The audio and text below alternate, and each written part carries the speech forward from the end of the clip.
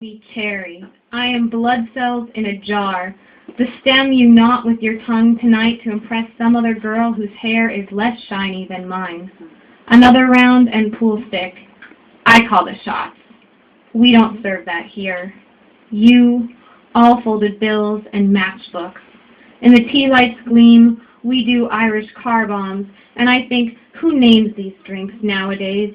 You say it's supposed to taste like a milkshake. It doesn't.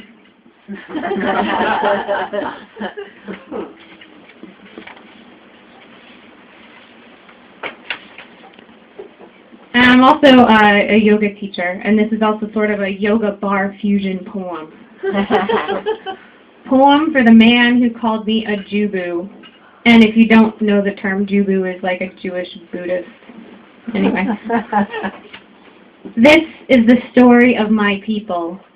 When Rachel dies bearing a child who she names child of my suffering, Jacob calls him Benjamin, child of my right hand. I'm reminded of the man who comes to the bar, who noticed the Star of David around my neck, my mala beads wound round my left hand, and said, "Are you a Jubu?" I said, "I'm a Jew who practices yoga, the star close to my heart, who I am, the beads on my arm, what I do. What is the difference between love and action? Outside the Krishna temple, there is a bell on the right side. You're supposed to ring it when you enter, which is what Raghunath, my yoga teacher, tells me, and so I do. It was a Saturday morning, and I was not in temple. Upstairs, the sunlight on my purple mats. I did not say the bell reminded me of the mezuzah, which my people affix to the doorposts of their houses, how we kiss it when entering and leaving. What is the difference between alike and different? Where Rachel died, Jacob put a pillar to explain something unexplainable.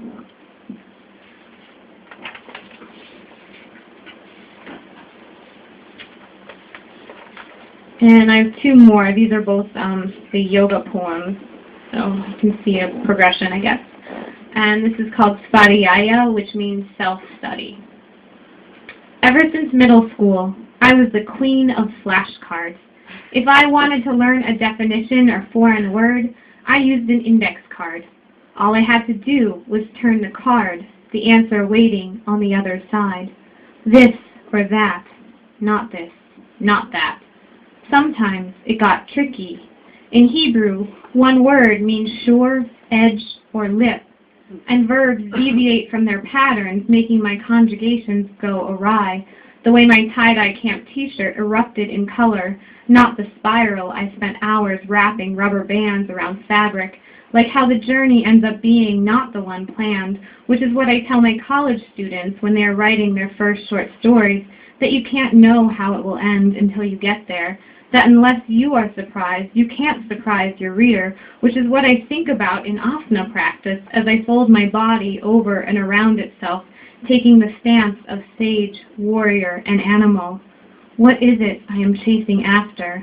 The precision of precision to make myself better, to erase the mistakes I've made, or rather like the mollusk who spends years turning parasites that accidentally entered its shell to pearls, that if not for accidents or mistakes, then not for pearls, worth prying open the oyster of my heart.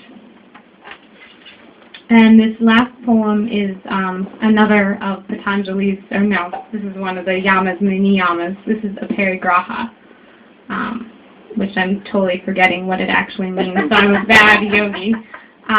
But I think it means, I forget, I think it's like non-hoarding. So, and this is for my friend Glenn, Dana, and my yoga teacher Carla. I try to dedicate my yoga poems, Svadhyayos, for myself. So, the parigraha. Outside the train window, the snow barely blankets the ground. Small boulders and twigs rise like carrots surfacing in a pot of soup. Afternoon sun and shadows of trees, a blue sky. What more could be necessary besides this view of the landscape? What purpose to want for summer with her green jewels, her autumn's vibrant wardrobe?